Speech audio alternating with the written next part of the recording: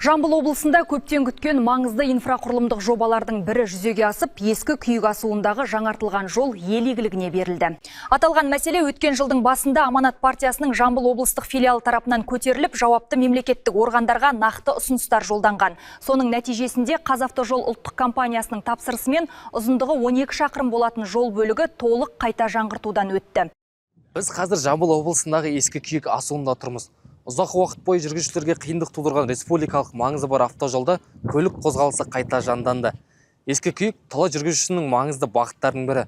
Сондықтан жолдың қайта қолданысқа берілуі өңір тұрғындары мен ұзақ жолға шыққан жолаушылар үшін үлкен жеңілдік болды.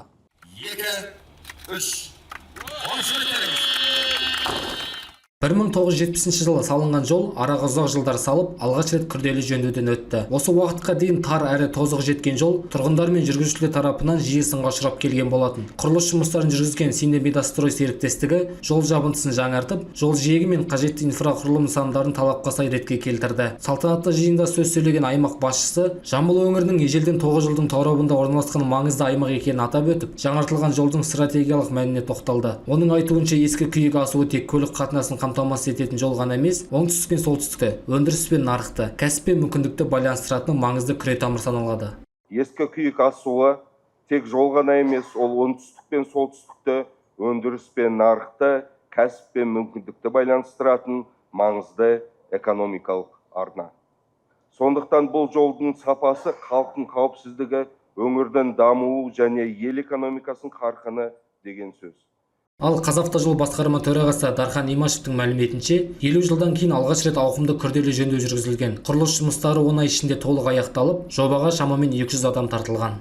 10 айдың ішінде 130 мың асфальтты бетон, 15 құбыр салынды және 200-ден астам адам жұмылдырылды. Ол нең көрсеткіші? Міне, жыл сайын жол саласы дамып жатыр, осындай көрсеткішке келіп жатырмыз. Әрине, ол біріншіден президент қолдауының арқасында, үкімет қолдауының арқасында. Жобаның жалпы құны 6,9 миллиард теңгені құрайды, ал жаңартылған жолдың ұзындығы 12,3 шақырым. Іс-шара соңында өңірдің жол саласын дамытуға елеулі үлес қосып, көп жылдық жемісті еңбек еткен бірқатар азаматтар марапатталды. Бекзат Әшірбай, Елдар Түстікбай, Аңсар Тілепберген, Қордай 24 Ньюс.